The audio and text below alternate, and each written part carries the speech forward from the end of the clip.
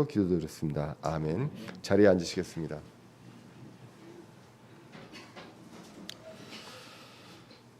오늘은 고린도전서 7장 25절에서 40절 말씀을 통해서 흐트러짐 없이 주를이라는 제목으로 같이 말씀을 살펴보고자 합니다. 우리가 고린도전서를 계속 읽어가고 있습니다. 대표적으로 책망받는 교회, 로마서 하면 칭찬받는 교회라고 한다면 고린도전서 책망받는 교회로 우리가 이제 볼 수가 있습니다. 그래서 첫 번째 책망이 교회 내에 분열이 있었습니다. 그 이제 4장까지 있었고요. 그리고 이제 5장에서는 음행에 대한 내용이 있었습니다. 그리고 6장에서 외부의 교회 내의 문제를 외부의 법정으로 가져가는 문제, 송사에 대한 문제가 있었습니다. 늘 이제 말씀을 드리지만 우리는 영적으로 판단하는 것이 세상의 법보다 더 우위에 있습니다. 더 상위 법이 있습니다. 그래서 나중에는 세상과 천사들까지 판단할 존재가 우리들이다라는 것을 잊지 말아야 한다는 것이죠. 그런데 세상의 하위 법에 우리의 문제를 이제 맡기게 되는 그런 것들이 이제 고린도전서 6장에 나와 있었습니다. 그리고 이제 오늘 7장이 마치게 되는데 7장이 굉장히 깁니다. 40절까지 있거든요. 근데 그 내용이 대부분 보면 그 결혼에 대한 내용이고 이혼에 대한 내용, 독신에 대한 내용입니다. 다른 성경 구절에 비해서 고린도전서도 다른 그 주제에 비해서 이건 굉장하게 구체적으로 이야기를 하는 것을 보게 됩니다. 그러면 거꾸로 보면 그런 것들을 많이 물어봤다는 내용이 됩니다. 이럴 때는 어떻게 하느냐, 저렇게 어떻게 하느냐 이런 것들을 물어봤다는 내용으로 이제 볼 수가 있습니다. 성경적 원칙은 결혼은 주님 보시기에 좋은 것입니다. 이것이 성경적 원칙이고 창조의 섭리입니다. 그런데 이제 사람들이 살다 보면 여러 가지 그 경우가 생기게 됩니다. 그리고 뭐 헤어지기도 하고 다시 만나기도 하게 됩니다. 다양한 사연이 있습니다. 정말 말 못할 사연, 그런 사연들이 그 많이 있습니다. 그 사연들 간에 그것으로 인해서 신자 간에도 헤어지게 되고 또 불신자 배우자가도 만나게 되고 또 헤어지게 되는 그러한 일들이 있고요. 그리고 결국은 혼자 된 상태가 있는 경우들도 있습니다. 그런데 고린도전서 7장 전체적으로 보면 전체적으로 부르신 대로 그 걸을지니라라고 이야기를 합니다. 그래서 이제 고린도전서 7장 17절에 보시면 오직 하나님께서 각 사람에게 나누어 주신 대로 주께서 각 사람을 부르신 대로 그는 걸을지니라 내가 모든 교회에 이같이 규정하노라라고 말씀합니다. 그래서 중간중간에 여러 이슈들이 있을 때마다 이때는 이렇게 하고 이것이 좋으니라 얘기를 하고 그 다음에 요 구절들이 중간중간에 꼭 삽입되어 있는 것을 보게 됩니다. 그래서 17절에서는 나누어 주신 대로 각 사람에게 나누어 주신 영적 선물대로 그리고 부르신 대로 그대로 걸을지어다라고 이야기를 하고 그리고 이제 20절에서는 조금 더 구체적으로 이야기합니다. 각 사람은 자기가 부르심을 받을 때 머물던 그 동일한 부르심 안에 머물라라고 이야기를 하게 됩니다. 그래서 그 부르심 안에서 굳이 뭔가를 자꾸 환경을 바꾸려고 하지 말고 동일한 그 부르심 안에서 걸어라라고 이야기를 하고 그리고 이제 24절에 더욱더 구체적으로 나오게 됩니다. 형제들아 각 사람은 자기가 부르심을 받은 그대로 그 안에서 누구와 함께 하나님과 함께 머물라라고 기록을 합니다. 그냥 머무는 것이 중요한 것이 아니라 거기에 하나님과 함께 머물라라고 성경은 말씀합니다. 주변 상황이 문제이냐? 내가 이렇게 된 게 주변 상황의 문제이고 내가 이제는 구원받고 부르심 받았으니까 이제 이 상황을 바꿔야 되느냐? 뭐 그래야 될 수도 있지만 하나님께서는 부르신 대로 그 주신 대로 그 안에서 하나님과 함께 머물라. 그래서 그분의 인도하심을 의지하라라고 성경이 이제 이야기를 하고 있습니다. 그리고 이제 오늘 본문 25절에서 보시면 25절 이하에서 보시면 이제 혼자 있는 경우가 나오게 됩니다. 특히 이제 여성도 나오고 남자도 나오고요. 그다음에 처녀도 나오고 이제 과부도 이제 나오게 됩니다. 크게는 보통 한 3가지 정도로 이제 분류가 된다라고 보통 이제 주석에서 이야기합니다. 25절에서 35절까지는 이제 독신에 대한 부분들이 나오게 되고요. 그다음에 이제 36절에서 38절은 자녀의 결혼에 대한 내용. 그러니까 처녀의 그 결혼 적령기가 지난 처녀를 갖고 있는 부모 입장에서 자녀의 결혼에 대한 내용이 나오게 되고 39절에서 40절에는 이제 과부의 재혼에 대한 내용이 나오게 됩니다. 그래서 이제 요 구절을 가지고 내가 이제 이야기를 해야 되겠구나라고 생각하시지 말고 거기서 이제 본질을 7장에서는 이제 이 얘기가 왜 나왔는지, 이 다양한 케이스들을 왜 이렇게까지 얘기하는지에 대한 이제 본질을 볼 필요가 있습니다. 자, 그래서 결혼과 혼자 사는 문제에 대해서 굉장히 이제 구체적인 답변을 주는데, 그런데 전제가 있습니다. 사도 바울이 이 내용을 이야기하면서 전제가 명령받은 것은 없다. 그런데 나의 판단으로 한다라는 내용이 이제 전제로 깔리게 됩니다. 고린도전서 7장 125절에 25절입니다. 제 오타인데요. 25절인데 이제 처녀들에 관하여는 내가 주께 받은 명령이 없으나 주의 긍휼을 받아 신실하게 된 자로서 내 판단을 주노라라고 이야기를 합니다. 그래서 명령을 받은 것은 없습니다. 그런데 이제 영적인 분별로 판단을 해서 그 답을 준다. 결국은 거꾸로 얘기하면 뭐냐? 이런 질문이 계속 들어왔기 때문에 이거에 대해서 성경적으로 하나님께서 어떤 율법적으로 준 건 없다. 그런데 우리가 어떤 취지와 법의 취지와 성경의 취지를 봤을 때 이렇게 판단할 수 있다라고 이야기를 한다는 것이죠. 그러면서 바울은 자신을 주의 긍휼을 받았다라고 이야기를 합니다. 그래서 이것이 이제 디모데전서 1장 15절에 보시면 이렇게 기록된 것을 이제 볼 수가 있습니다. 이것은 신실한 말이요 온전히 받아들이기에 합당한 말이니 곧 그리스도 예수님께서 죄인들을 구원하시려고 세상에 오셨다는 말이로다. 죄인들 중에 내가 우두머리니라라고 이야기를 합니다. 그래서 긍휼에 대한 내용들을 하기 전에 바울은 자신에 대해서 이야기를 합니다. 예수님은 누구를 위해서 오셨냐? 죄인들을 위해서 오셨습니다. 그런데 자신은 누구냐? 죄인들 중에 내가 우두머리라. 개역성경에 보면 이제 괴수라고 이제 나와 있습니다. 괴수가 조금 더 듣기에 굉장히 좀 인상적인 것 같습니다. 근데 죄인들의 우두머리다라고 이야기합니다. 그런데 내가 이제 죄인 중에도 아주 그냥 최고봉인데 그런데 내가 긍휼을 얻었다라고 이제 1장 16절에서 기록됩니다. 그러나 예수 그리스도께서 먼저 내 안에서 모든 오래 참으심을 보이사. 정말 죄인 중에 우두머리이기 때문에 참는 것도 그냥 참는 게 아니라 아주 그냥 그 오래 참아야 한다고 말씀을 합니다. 그래서 이후에 자신을 믿어 영존하는 생명에 이르게 될 자들에게 본이 되게 하셨으니, 그러니까 이 사도 바울 자신과 같은 사람들도 구원을 받았다. 이거는 굉장히 사람들한테 본이 된다는 겁니다. 다른 사람들한테. 그러니까 이 정도인 사람, 나 같은 사람도 구원받으니까 너는 충분히 구원받을 수 있다. 이 정도의 어떤 본이 되게 하고, 그리고 사도 바울이 그 다음에 변화된 그런 삶을 살고 완전히 하나님께 헌신하게 된 그 삶을 사는 것도 결국은 나중에 믿어서 영존한 생명에 이르게 될 모든 자들에게 본이 되는 것입니다. 그렇게 하기 위해서 하나님께서 긍휼을 베푸셨다. 내가 이것을 위해서 긍휼을 얻었다라고 이야기를 합니다. 그래서 사도 바울은 긍휼을 얻은 이유 중에 하나가 내가 앞으로 믿을 사람들, 영존한 생명에 이르게 될 사람들에게 본이 되게 하시려고 나를 택하시고 또 오래 참으시고 또 긍휼을 베푸셨다라고 기록을 하고 있습니다. 그렇기 때문에 본이 되는 사람으로서 내가 영적인 판단으로 가르치게 된다라는 내용이 이제 오늘 25절에 이제 나와 있는 내용입니다.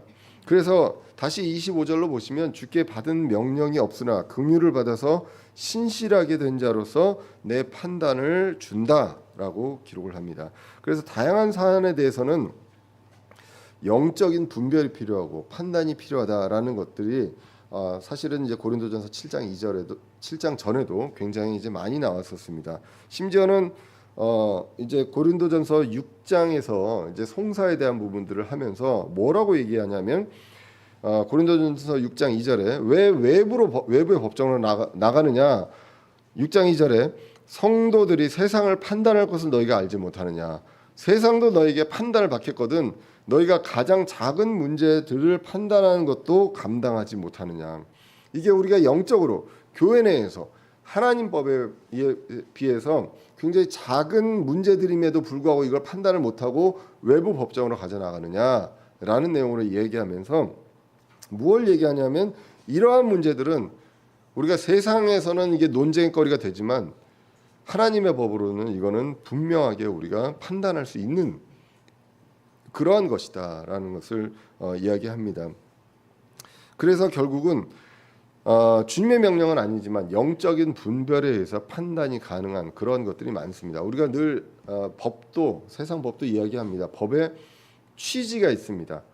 이렇게 해라 저렇게 해라 말이 없을 때 법의 취지가 있으면 그 취지에 맞게 하지 않습니까? 하나님께서 우리를 창조하시고 또 우리를 구원하시고 그리고 영원히 영존한 생명을 우리에게 주셨고 그리고 우리와 함께 영원히 함께 하실 것이라는 것을 우리가 말씀으로 이야기해 주셨습니다. 그러면서 하나님의 왕국 시민으로서 살아야 될 그 도리들에 대해서 이야기를 하셨죠. 그 취지에 입각했을 때 우리가 해야 될 것과 말아야 될 것 그리고 하나님께서 가증히 여기시는 것들 그리고 아닌 것들은 분명하게 확연하게 드러나게 됩니다. 세상 법으로는 그게 불법이 아닐 수도 있지만 그게 그렇게 된다라는 것을 성경은 분명하게 이야기합니다. 그래서 주님의 명령은 아니지만 그에 입각한 취지에 맞게 이제 판단을 하게 됩니다. 그러면서 이제 25절에서 아까 나왔던 것처럼 처녀에 대해서 이야기하는데 26절에서는 이것을 이제 남자에 대해서 또 이야기합니다. 결국 뭐냐면 독신에 대한 문제를 지금 다루고 있는 것으로 이제 보여집니다. 그래서 26절을 보시면 그러므로 내 생각에는 현재의 고난으로 인해 이것이 좋으니 내가 말하거니와 곧 남자가 그대로 지내는 것이 좋으니라. 이 개역 성경에서는 이게 사람이라고 되어 있는데요. 여기서는 이제 남자로 우리 흥정의 성경에서는 남자로 이제 번역이 되어 있습니다. 그래서 남자가 그대로 지내는 것이 좋으니라라고 기록을 합니다. 그러면 진짜 이 한 구절만 보면 그냥 모두 다 그냥 독신으로 사는 게 제일 좋지 않느냐라고 해석을 할 수밖에 없죠. 근데 늘 말씀드리지만 이 7장에서는 이러한 답이 나오게 된 이유가 뭐냐? 결국은 이상한 질문들을 이제 계속 해대는 거죠. 그러니까 여기서 이제 답이 그렇게 나오는 것입니다. 그래서 이럴 때는 이제 본질을 이제 볼 필요가 있다라는 것입니다. 그래서 결혼은 하나님 보시기에 좋은 것이고 하나님께서 그렇게 하라고 하셨던 내용입니다. 그런데 현재의 고난으로 인해 이것이 좋으니, 그러니까 굉장히 지금 고난받는 상황입니다. 로마 시대 같은 경우도 네로의 핍박이 있었죠. 그래서 그리스도인들이 고난을 받는 상황이었습니다. 고난받기 때문에 너무 힘들어서 주님 다시 오심을 간절히 고대하던 그런 때입니다. 뭐 지금은 이제 정치적으로 또는 경제적으로 고난의 시대고 굉장히 어려운 시대고 그런 것도 맞습니다. 그런데 지금의 상황과 비교했을 때 그럼 그때 상황은 어떻게 되느냐? 목숨이 위태로운 상황이었습니다. 그 당시에는 바울마저도 어떻습니까? 회심하기 전에는 그리스도인들을 핍박했습니다. 잡아서 다시 이제 잡아놓는 그러한 일을 했던 일을 이제 바울이 했습니다. 그렇기 때문에 늘 예수님을 믿는다는 것 자체가 생명을 걸고 목숨을 걸고 해야 되는 그러한 시대가 당시의 시대였다는 것을 이제 알 수가 있습니다. 이러한 때가 또 있습니다. 그렇기 때문에 사실은 지금 이 당시의 세대를 보면서 대환란 때 유대인들의 상황을 연상할 수밖에 없습니다. 그래서 마태복음 24장 15절에 보시면 당시에 이제 환란기에 유대인들에 대한 상황이 나옵니다. 예수님이 이제 지상 재림할 때를 이제 보면서 이렇게 나옵니다. 마태복음 24장 15절 16절에 보시면 그런즉 대언자 다니엘을 통해 말씀하신 바 황폐하게 하는 가증한 것이 거룩한 곳에 선 것을 너희가 보거든 누구든지 읽는 자는 깨달을지어다. 그때 유대에 있는 자들은 산들로 도망할지어다. 그러니까 도망가야 산다는 것입니다. 안 그러면 죽는다라는 내용이 이제 나오고 있고요. 그리고 이제 19절에 보시면 마태복음 24장 19절에 보시면 그 날들에는 아이벤 자들과 젖 먹이는 자들에게 화가 있으리로다. 산으로 도망가야 되는데 아이를 뵙거나 임신했거나 아니면 갓난에게 해서 젖 먹이는 자가 있다면 힘들겠죠. 그래서 그 당시에는 사실은 만약 그때가 되면 결혼도 안 하는 게 좋고 아기를 안 낳는 게 좋은 거죠. 유대인들 입장에서 그 내용을 지금 환란기 때를 이야기합니다. 지금 이 고린도 교회도 굉장히 목숨이 위협받을 정도로 굉장히 핍박받던 때에, 그런 때에 정말 이런 때에 결혼을 해야 합니까? 결혼하면 이게 힘들고 저게 힘들고 이런 상황인데 해야 합니까?라고 물어봤을 때 이래도 좋고 저래도 좋다라는 내용을 계속 이야기하고 있는 것입니다. 여러 케이스에 있어서 이것도 좋고 저것도 좋다라는 내용을 계속해서 이제 이야기를 하고 있습니다. 그래서 이런 극심한 상황에선 독신도 괜찮다라는 내용의 답변을 이야기하면서 27절로 이어지게 되는데 27절에 지금 빠져 있네요. 내가 아내에게 매여 있느냐 벗어나려 하지 말라. 내가 아내에게 놓여 있느냐 아내를 구하지 말라라고 이야기를 합니다. 그래서 아까 이제 마태복음 24장에서도 읽었던 뭔가 결혼을 하고 아이를 가졌을 때 이게 멍해가 되고 짐이 되는 그러한 때가 이제 분명히 있다는 것이죠. 그래서 그러한 때에 만약에 매여 있으면 그냥 그대로 있고, 그리고 놓여 있다, 이제 헤어져 있거나 이제 그렇다라고 하면 아내를 구하지 말라라는 내용으로 이제 이야기합니다. 그냥 그대로. 그래서 7장에서 계속되는 원리가 부르신 대로 머물라라는 내용입니다. 그래서 당시 상황에서 결혼에 있어서는 책임과 또 그에 따른 고난이 계속 있기 때문에 이런 부분들에 대해서 이야기를 합니다. 그러면서 이제 7장 28절로 넘어가서 보시면, 그러나 내가 장가를 가도 죄를 짓지 아니하였으며 처녀가 시집을 가도 죄를 짓지 아니하였을 때 그럼에도 불구하고 그런 자들에게는 육신 안에 고난이 있으리라라고 기록을 합니다. 그래서 남자가 장가를 가도 되고요, 그리고 처녀가 시집을 가도 죄를 짓는 게 아닙니다. 혼자 있어도 괜찮고 결혼해도 괜찮다. 그런데 결혼했을 때 육신 안에 고난이 있다. 이것은 알고 있어라라는 내용입니다. 그래서 그런 지금의 당시의 어떤 상황에서 그렇게 얘기하면서 우리가 좀 주목해서 볼 만한 게 있습니다.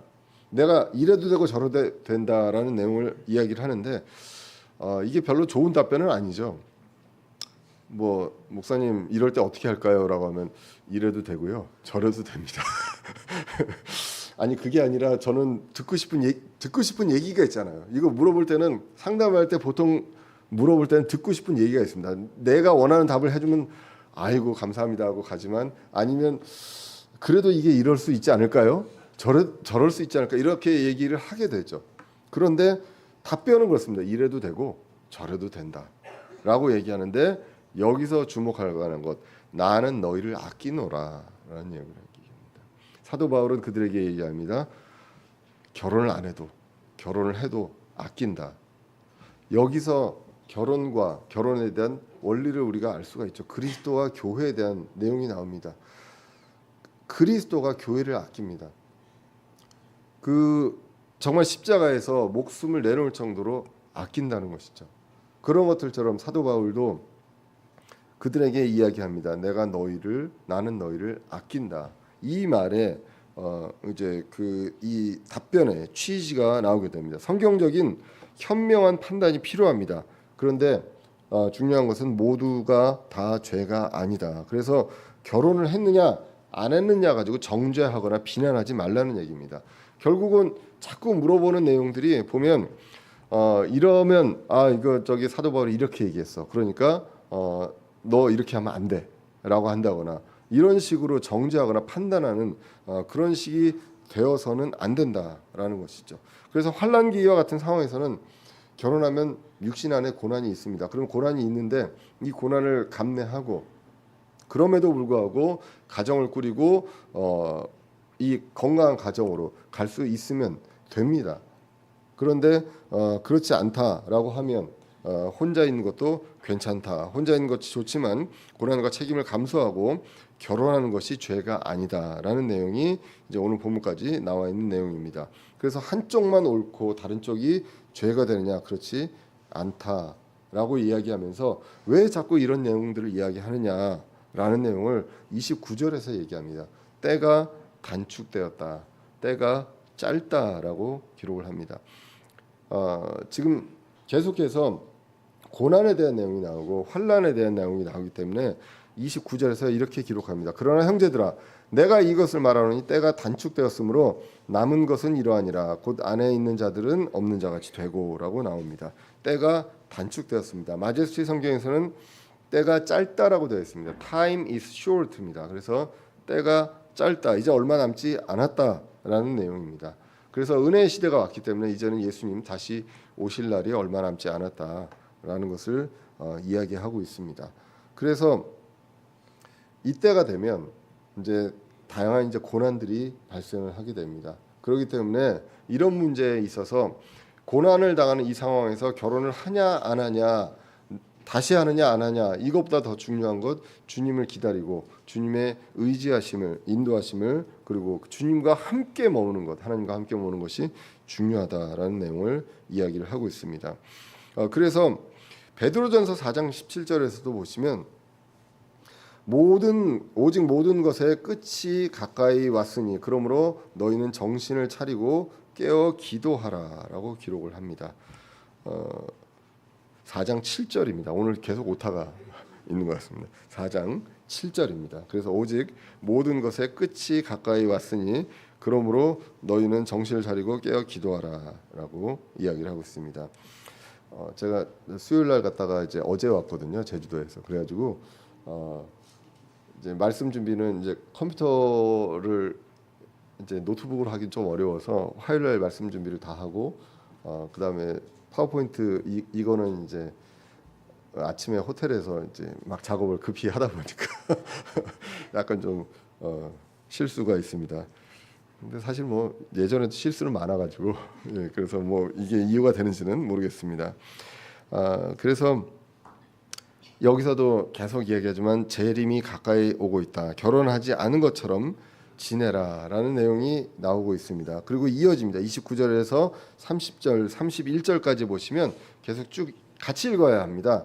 29절에서 형제들아 내가 이것을 말하노니 때가 단축되었으므로 남은 것은 이러하니라 곧 안에 있는 자들은 없는 자같이 되고 그 다음에 우는 자들은 울지 않는 자같이 되며 기뻐하는 자들은 기뻐하지 않는 자같이 되고 사는 자들은 소유하지 않은 자같이 되며 이 세상을 이용하는 자들은 남용하지 않는 자처럼 되라. 이 세상의 외형은 사라지느니라 라고 기록합니다. 도대체 이게 무슨 말이냐라고 하면 이거 하나하나 다 의미가 없다. 왜? 이 외형들은 다 사라진다. 그러니까 내가 지금 있는 상태, 그리고 내가 지금 갖고 있는 것, 내가 지금 이 상황에서 기뻐하고 슬퍼하고 하는 것 자체, 이거의 원인이 되는 건 지금 이 세상이지 않습니까? 근데 이 세상 자체는 외형이 사라지게 됩니다.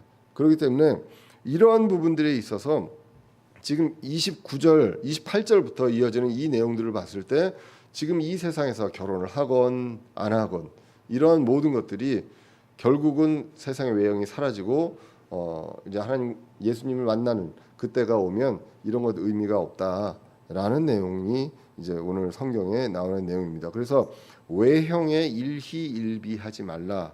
다 사라질 것이다 라는 것입니다.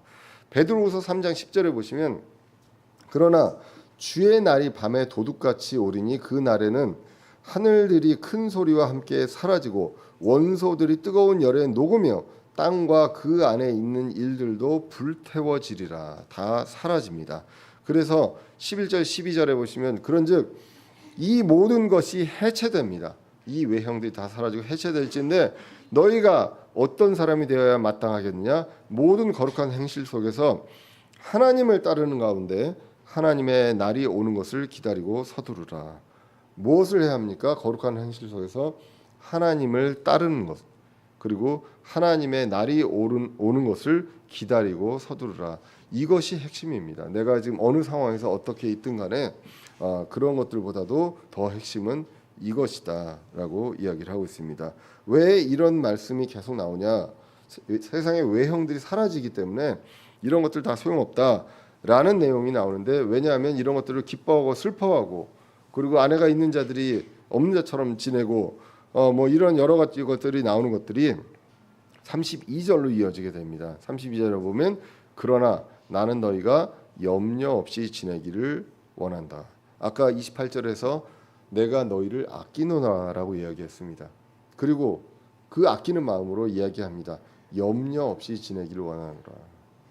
염려가 있으면서 주님을 간절히 기다리고 그것도 괜찮습니다. 그렇지만 염려 없이 지내기를 원하고 있습니다. 그래서 장가가지 않은 자는 주께 속한 일들을 염려하여 어떻게 주를 기쁘게 할까 하되 장가간 자는 세상에 속한 일들을 염려하여 어떻게 자기 아내를 기쁘게 할까 하느니라 라고 이야기를 하고 있습니다. 재림이 가까운 상황에서 우리가 무엇을 신경 써야 합니까? 어떨 때 보면 아까도 그 마태복음 24장에서 보면 가족이라든가 아이라든가 이런 존재들이 마치 인질처럼 그렇게 될 때도 있을 수도 있습니다. 고난의 상황에서 목숨을 거는 상황에서 그러한 경우에 이것이 염려거리가 되고 근심거리가 되고 고난이 될 수도 있습니다.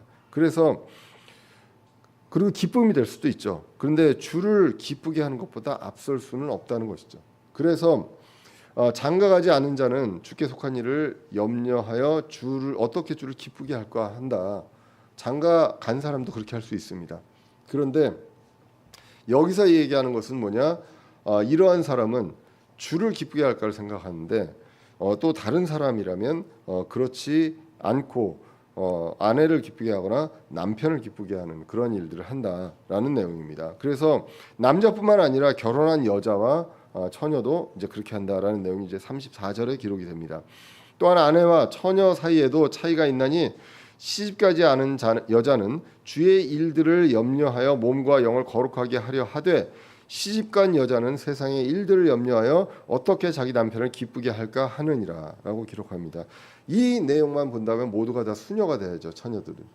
그런데 여기서 얘기하는 것은 가냐 시집 가냐 안 가냐가 아니라 주의 일들을 염려하고 주님을 기쁘게 할 것을 하느냐 아니면 세상의 일들을 염려하느냐 이것들로 우리가 초점을 봐야 한다는 것이죠. 그래서 어떻게 하든 간에 분명히 앞에서 그랬습니다. 어떻게 하든 간에 죄 짓는 거 아니라고 분명히 얘기를 했잖아요. 그렇기 때문에 여기에서 나오는 이 풀어서 나오는 이 내용들에 대해서는 우리가 어떠한 상황에서라도 주의 일을 염려하고 주님을 기뻐하게 하는 그 일에 관심을 갖는 것이 우선이다라는 내용으로 우리가 해석을 할 수 있습니다.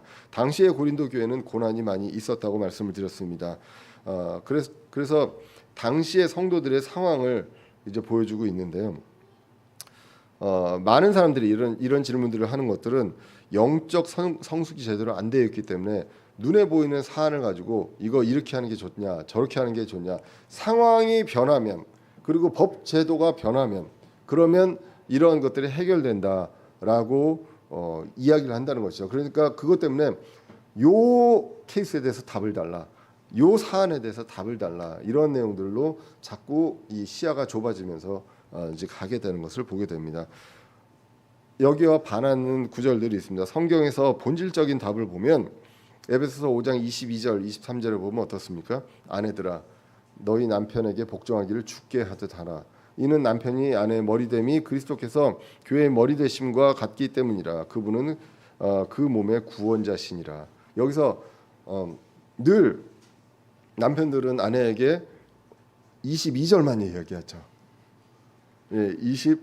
23절에 그리스도와 교회에 대한 내용보다는 22절을 이야기를 하게 됩니다.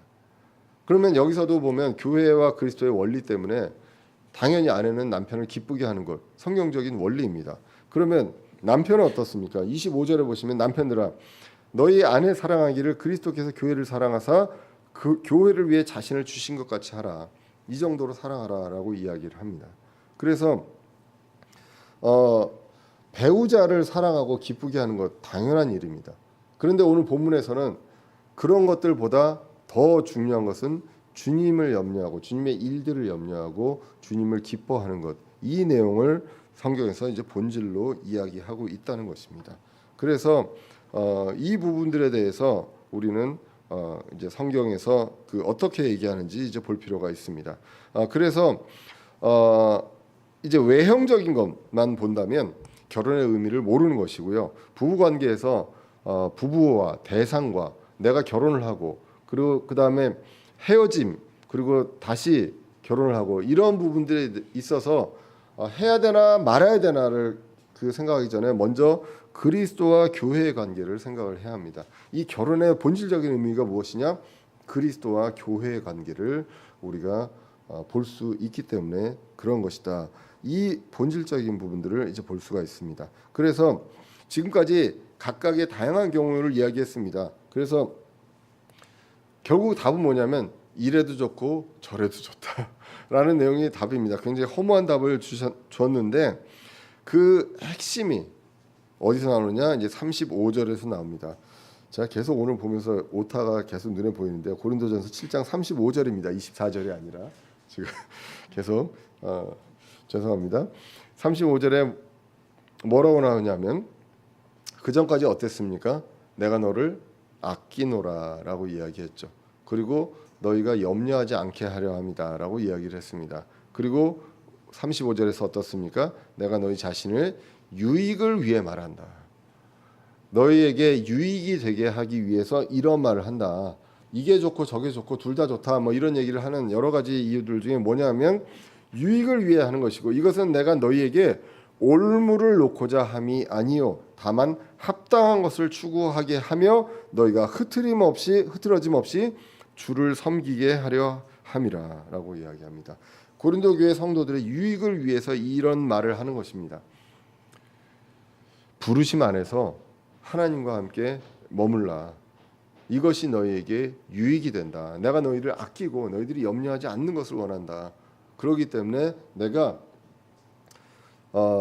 하나님의 성경적인 어떤 근거로 그것을 판단해서 이 말을 너에게 하노라라고 이야기를 합니다. 올무를 놓는 것이 아니라 합당한 것을 추구하고 흐트러짐 없이 주를 섬기게 하는 것. 이것이 오늘 그 본문의 핵심이다. 7장의 핵심이다라고 보면 됩니다. 어떠한 상황이 있어도 흐트러짐 없이 주님을 섬기게 하기 위해서 내가 지금 이 상황이 적절합니까? 내가 지금 이 상태로 있는 것이 적절합니까? 지금 내가 이 환경을 바꿔야 주님을 섬길 수 있습니까? 아닙니까? 라는 내용을 이야기할 때 부르심 안에서 그대로 하나님과 함께 머물라. 그래서 흐트러짐 없이 주를 섬기는 것이 중요하다. 이 내용이 7장의 핵심입니다. 그러면서 이제 36절에서 38절은 부모가 처녀 딸을 가지고 있는 부모에 대한 내용이 나오게 됩니다. 36절에 보시면 그러나 어떤 사람이 자기의 처녀 딸이 꽃다운 나이를 넘기면 자기가 그 딸에게 합당하지 못하게 처신한다고 생각하며 또 그렇게 할 필요가 있으면 그가 원하는 대로 하게 하라. 그가 죄를 짓지 아니하나니 그들이 결혼하게 하라라는 것입니다. 당시의 문화에서 보면 딸은 부모의 동의가 있어야 결혼을 했습니다. 유대인의 문화에서. 그래서 유대인 문화에서는 결혼 정년기가 있는데 그걸 지난 여성이 독신으로 있으면 이거는 비난의 대상이 되었습니다. 물론 지금도 비난까지는 아니지만 눈총을 많이 주기는 하지만 그 당시에는 그보다 더 강력하게 이제 비난의 대상이 되었습니다. 그래서 부모의 뜻, 성경에서는 그렇습니다. 부모의 뜻에 만족스럽지 못하더라도 갈등과 문제가 없도록 하는 것이 중요하고 결혼하게 하는 것도 죄가 아니다라고 이야기를 합니다. 그래서 많은 경우에 지금 여러 상황들에 있어서 왜 시집을 안 보내냐, 당신 딸 왜 시집을 안 보내냐, 그리고 보내야 한다, 뭐 막 이런 내용들이 오가고 있을 때 이런 부분들에 있어서 결혼하게 해도 된다라는 내용이 나오고 그리고 반대로 37절은 반대의 내용이 나옵니다. 37절을 보시면 그럼에도 불구하고 그가 마음이 확고해서 부득이한 일도 없으며 자기 뜻대로 할 수 있어서 자기의 처녀딸을 간직하기로 마음속에 그렇게 정하여도 잘하느니라. 그냥 부모 입장에서 아니야 나는 그냥 그 딸 그냥 독신으로 지내게 할래라고 해도 괜찮다. 그래서 확고해서 흔들리지 않으면 그렇게 하라는 것입니다. 그래서 결국은 양쪽 다 괜찮다. 그래서 38절에 그런지 이와 같이 딸을 시집 보내는 자도 잘하거니와 시집 보내지 아니하는 자는 더 잘하느니라라고 기록을 하고 있습니다. 그 양쪽 다 괜찮다. 그 딸바보인 아빠에게 굉장히 힘이 되는 말씀인 것 같습니다. 예, 그래서 이런 부분들에서 물어보는 질문의 답은 되게 참 이상하게 답하 양쪽 다 괜찮아라는 내용이 계속 이제 나오고 있습니다. 39절 40절에서는 과부에 대한 내용이 나오게 됩니다. 그래서 39절에 보시면 아내는 자기 남편이 살아있는 동안에 법에 의해 매여 있으되 자기 남편이 죽으면 자유롭게 되어 자기가 원하는 자에게 시집갈 수 있거니와 오직 주 안에서만 할 것이니라. 유대인 율법에서는 아내는 남편이 살아있을 때 거기에 그 법에 매여 있습니다. 남편의 법에 매여 있고 사별했을 때 법의 속박에서 벗어난다. 이것을 이제 로마서 7장에서도 나오는 것이 우리가 이제 봤었습니다. 로마서 7장 2절에서도 이 내용이 나와 있었고요. 그래서 이렇게 되는데 지금 중요한 것은 재혼할 때 주 안에서만 하라라고 기록을 합니다. 그래서 오직 주 안에서만 할 것이니라. 다시 결혼할 때 그리스도인과 재혼하라라는 내용입니다. 그런데 그렇게 해도 되고 안 그렇게 해도 된다라는 것이 이제 계속 이어지게 됩니다. 그래서 이것도 7장 40절입니다. 39절 나왔는데 계속 지금 나올 때마다 이러네요. 그래서 그러나 내 판단대로 그녀가 그대로 지내면 더 행복하니라. 그러니까 재혼을 해도 되고 안 해도 된다라는 내용으로 양쪽 다 괜찮다. 그래서 또한 나는 내가 하나님의 영을 소유한 줄로 생각하노라라고 기록합니다. 아마도 이 40절, 39절, 40절을 가지고 우리가 지난 시간에도 얘기했지만 바울이 결혼한 후에 지금 혼자 지내고 있는 것이 아닌가라는 근거 구절로 이 구절을 이야기하기도 합니다. 그래서 내 판단대로 그녀가 그대로 지내면 더 행복하니라라고 하면서 내가 하나님의 영을 소유한 줄로 생각하노라. 영적인 분별에 의해서 나는 이런 부분들에서 판단하고 옳다고 판단하고 지금 이 상황에서 나는 이 길로 가고 있다라는 내용으로 이제 성경이 이야기를 하고 있습니다. 그래서 오늘 7장 40절까지 해서 7장이 이제 끝나게 됩니다. 답을 보면요. 결혼해요 말아요. 아니면 헤어져요 말아요. 그리고 재혼해요 말아요. 다 좋다. 다 좋다. 그런데 무엇이 중요하냐?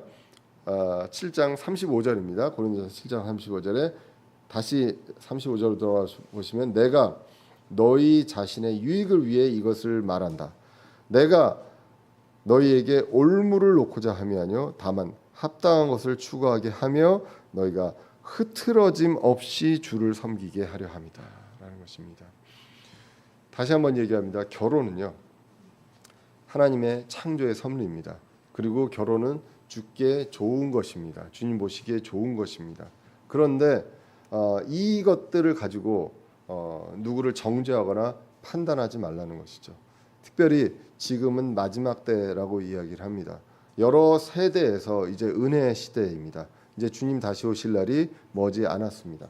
이러한 때에 지금 내가 있는 상황에서 나이가 됐으면 반드시 결혼을 해야 되고 그리고 뭐 헤어졌으면 다시 결혼해야 되고 이러한 모든 것들에 대해서 어떤 원칙을 세우고 막 이런 것들이 아니라 지금 부르심 그 자리에서 하나님과 함께 머물면서 그러면서 흐트러짐 없이 주를 섬기는 것 이것이 가장 최우선이다. 이것을 성경은 이야기를 하고 있습니다. 그래서 이것이 고린도 교회의 유익이 된다. 이걸 가지고 논쟁을 삼고 누구를 비난하는 것이 유익이 되는 것이 아니라 지금 이렇게 하는 것 자체가 이것이 이제 유익이다라는 것을 우리가 보게 됩니다. 이만큼 계속 얘기하지만 거꾸로 고린도 교회는 이런 거에 관심이 많았습니다. 근데 이런 거에 관심이 많았던 사람들이 이 사람들만 있습니까? 아주 대명사가 있습니다. 바리새인들이죠. 바리새인들은 예수님이 안식일에 일을 하는 것을 가지고 시비를 걸었습니다. 마가복음 2장 27절에 보시면 제가 오늘 왜 이럴까요? 7장이네요. 2장 27절입니다. 2장 27절에 또 그들에게 이르시되 안식일은 사람을 위해서 만들어졌으며 사람이 안식일을 위해 만들어지지 아니하였다. 이 안식일을 그 하나님께서 명령하셨죠. 쉬라고. 그랬더니 사람을 위해서 쉬라고 하셨는데 그리고 하나님께서 6일 동안 창조하시고 하루를 쉬었기 때문에 해라라고 했는데 이제는 이 안식일을 안 지키면 벌을 주게 됩니다. 이제 이러한 내용들로 가게 되면서 안식일의 어떤 취지를 이제 망가뜨리는 일을 이제 바리새인들이 했습니다. 그래서 사실 이제 2장 27절 이후에 3장으로 넘어가서 보시면 예수님께서 안식일에 손이 오그라든 사람을 고칩니다. 그 내용이 나왔을 때 이제 마가복음 3장 5절에 보시면 그들에게 이르시되 안식일에 선을 행하는 것이 율법에 맞느냐 악을 행하는 것이 맞느냐 생명을 구원하는 것이 맞느냐 죽이는 것이 맞느냐 하심에 그들이 잠잠했다라고 이야기합니다. 안식일에 쉬는 것 이전에 법의 취지가 있고요. 그것보다 더 중요한 것, 생명을 살리는 것, 구원하는 것, 이것이 훨씬 더 중요한 일이잖아요. 그런데 그것들을 망각하고 이거 해 말아 하고 있는데 지금 고린도전서 7장에서도 그리고 고린도 교회 자체가 지금 본질적인 것을 놔두고 바울파, 아볼로파, 그리스도파로 다 나눠지고 이러한 일들 그리고 송사를 밖으로 나가지고 하고 음행을 하고도 부끄러워하지 않고 이러한 일들이 계속 일어났습니다. 그리고 결혼에 대해서 이걸 가지고 비본질에 대한 내용들을 가지고 계속해서 시비 걸고 이런 일들이 일어났을 때 우리는 생각할 필요가 있습니다. 무엇이 더 중요하냐라는 것, 무엇이 본질이냐, 주를 흐트러짐 없이 섬기고 그리고 주님을 기다리는 것, 이것이 우리가 지금 합당하게 하는 것입니다. 본질을 합당하게 추구하고 흐트러짐 없이 주를 섬기는 것입니다. 이것에 부합한다면 다 모든 것들은 허용적인 영역입니다. 그래서 이러한 것들을 판단하고 중심을 잡는 영적 지혜가 필요합니다. 흔히 보면 여러 가지 싸움이 생기고 그 분쟁이 생길 때 보면 이러한 본질에 대한 영적인 판단, 지금 우리가 가장 중요하게 생각을 해야 될 것이 무엇인가, 이런 부분들에 대한 판단이 필요하다라는 것입니다. 그래서 주님 다시 오실 날이 가까웠는데 결혼, 미혼, 이혼, 재혼의 문제에 있어서 과연 그리스도와 교회를 생각하느냐, 흐트러짐 없이 주를 섬기는 그 목적을 생각하느냐, 이것이 중요하다는 것입니다. 만약에 그렇다면 그 목적에 부합하다면 오케이, 그건 허용적인 영역이다라는 것입니다. 그래서 우리는 주님의 일들을 염려하고 주님을 매일 기쁘게 하고 그리고 주님과 함께 머물며 흐트러짐 없이 주를 섬기는 그것들을 바라보면서요, 서로 위로하고 세워주고 격려하면서 재림을 간절히 기다리는 저와 여러분들 되셔야 하겠습니다. 그것을 위해서 우리는 함께 나아가시기를 기원하겠습니다. 기도하겠습니다. 살아계신 하나님 아버지, 오늘도 부족한 사람의 입술로 주님의 귀한